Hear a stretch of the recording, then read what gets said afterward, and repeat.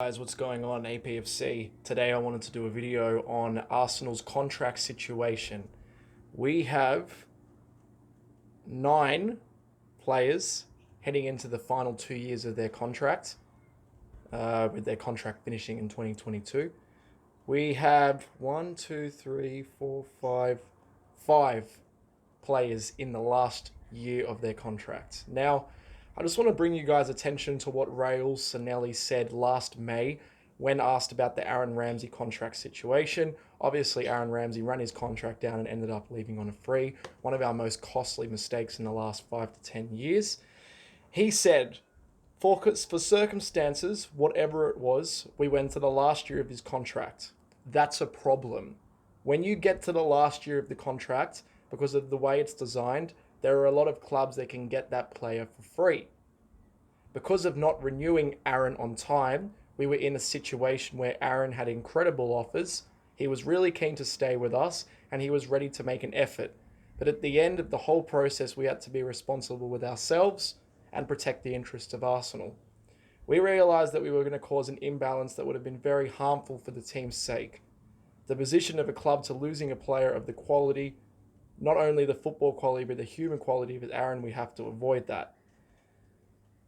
He basically said that we cannot get into that situation where we have players in the final year of their contract, which basically means they hold the power in respects to when they want to leave, if they want to leave, or in respects to other clubs pretty much holding the power over us because they know that they can get that particular player for a cheaper price. So may I ask, why are we back in this situation where we have 5 players in the last year of their contract and we have another 4 in the last 2 years? So all up, 9 players are in the last 2 years of their contract. I'll read them out for you. Aubameyang's contract expires in 2021, as well as Mesut Ozil, Sokratis, David Luiz, Mustafi, and those are the 5. 2022, we have Lacazette, Guendouzi, Kolasinac, Chambers, Martinez, and that's it. Nothing is changing. And this is what's starting to frustrate me, is that, particularly with the Aubameyang situation, this is going to happen again. Aubameyang is going to hit the July-August transfer window. He's going to hold all the power. If he wishes, he can run down his contract for the season, and we lose him for nothing. Aubameyang is going to be turning 32 next year. How much time does he realistically have? If an offer actually came in from Barcelona, this window gone, for 80 million, why did we not take it?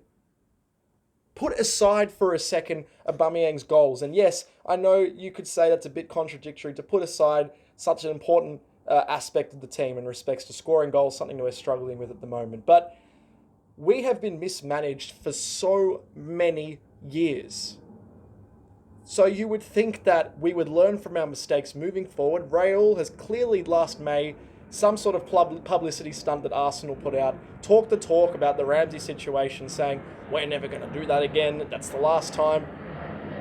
Aubameyang now holds all the power. If we end up selling him in the next window, he'll have about a year left on his contract.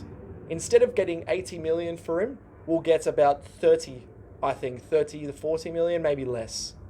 We signed him for around 40 million. In respects, we're just breaking even, but more likely than not making a loss for that player. Mesut Ozil, slightly different situation. We can't get rid of him. No one wants to take him. But what I'm failing to understand is that he has been a complete waste of investment when he got put onto that huge 350k a week contract.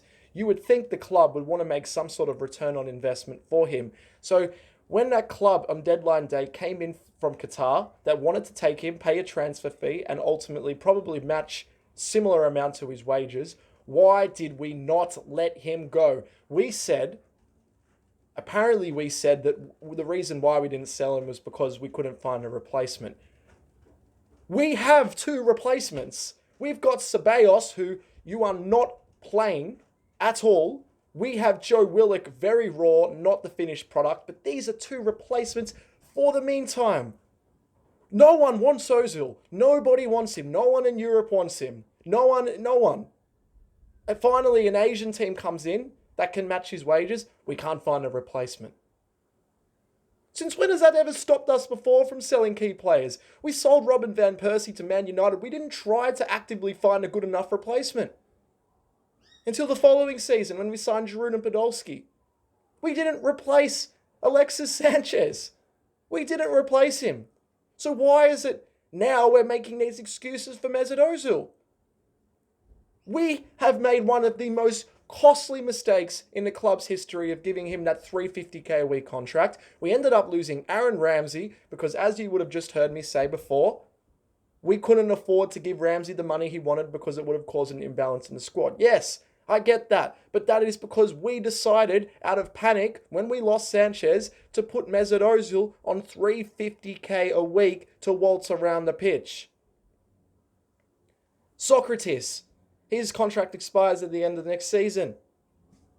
A little bit different because he probably doesn't have much resale value, but at least offer him a year's extension, and then if we wanted to sell him, we could at least get a return on investment for him. Now we're going to lose him for free.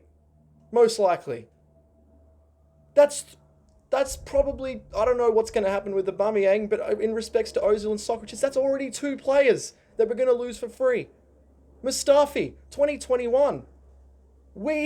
I know he's performing better now, but why didn't we get rid of him? We should have pushed him out the door in August and said, these are the offers, you're on your way, thanks for the memories, off you go. But no, we dibbled and dabbled and he didn't want to leave this, he didn't want to leave that. And now he's going to probably run down his contract. And even if we do sell him with a year left on his contract, we are going to get nothing for him. We invested $35 million in Mustafi. Back then, it probably would have been the equivalent of close to $60 million now in today's market spent on a defender. We're going to get nothing for him. David Luiz, a little bit different of a situation because he is, I think, in my opinion, a stopgap signing until Salah comes in. But he's also got only a year left on his contract. This is the concerning one. Lacazette, Guendouzi, and Kolasinac are all in the last 2 years. I am certainly hoping that they are in negotiation with Lacazette and Guendouzi and Kolasinac because we invested $50 million in Lacazette. 50 million, and if we don't have a contract signed up, if we want to keep him, if we don't have a contract signed up for him by the end of this season, his value is going to drop by about 20 to 30 million. So maybe if we could get 60 to 70 million for Lacazette now, we'll only probably get 50 if we sold him next window. If. Knowing us, we will not sell him, particularly with Aubameyang linked to a move away. He will probably end up staying at Arsenal. Lacazette, I know, has ambitions to probably play at a higher level than he is right now. He almost went to Atletico Madrid. The only thing that stopped it was the transfer ban. He would have got regular Champions League football. We were his second choice. Let's be real, Lacazette was not initially intending to come to Arsenal. He will surely have ambitions to move elsewhere. He's been linked with various clubs. Why would he even think of maybe wanting to stay? He might not want to stay. So if it gets to the situation where we don't have a contract planned for him in August, July, he will end up going cheaper. He probably won't go for free because he's got 2 years, but he will end up going cheaper. I just can't understand why we are making the same mistakes again and again and again. Why? Raul is not the Don, he's a fraud. End of story. He did some good things in the last window, not the last one, the one before that, in respects to, getting rid of players and clearing out. I get that. But we spent 70 million on a winger when realistically we probably should have spent that on a centre-back. We haven't sorted out contract situations this season. What has he actually done apart from clear out the squad next window? He is now talking a big game and saying the summer window, we are going to really make an impact and really invest. And that's going to be where the major action happens. But at the end of the day, regardless if we're going to do that, we have consistently mismanaged our finances. And this is another prime example of doing so.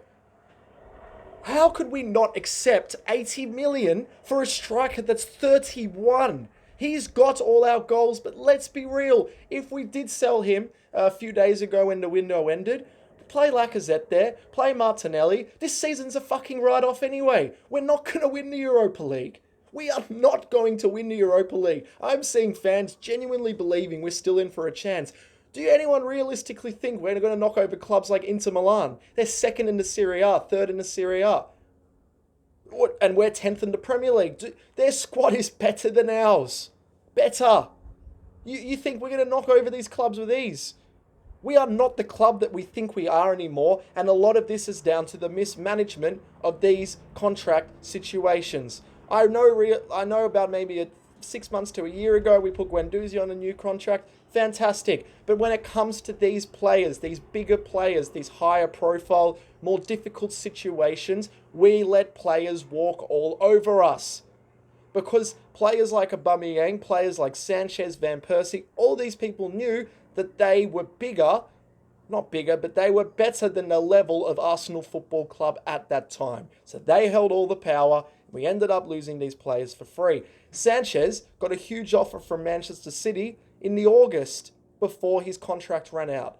But we didn't take it. And then we dibbled and dabbled and we couldn't get the price for Lamar. And then we ended up selling Sanchez for pretty much nothing to United because it was a swap deal. And we invested 30-40 million in him. At one point, Sanchez was probably in the top 3 to 5 players in the world. He scored at one point 24-25 goals in the Premier League, got our most assists as well. He was our best player, in my opinion, in the last 10 years. But we still couldn't sort that one out. This Aubameyang situation, if we don't get this sorted, guarantee by the next window, July, August, there's going to be another contract saga. It's going to be distracting. We've had too many of them. We even had one in a smaller aspect to Laurent Koscielny. We're going to go through this all again. He is our club captain, and we are going through this again. So I'm asking you guys, what exactly has changed? We've got new management. We've got a new structure of the club in respects to above the management. But what is actually happening? I feel sorry for Arteta having to deal with these situations. This unrest. We cannot. Raul said last May, we cannot let this happen again. He said specifically, let's see what the quote was. The position of the club to lose a player of the quality, not only football quality, but human quality is Aaron. We have to avoid that. He is not doing anything to avoid that.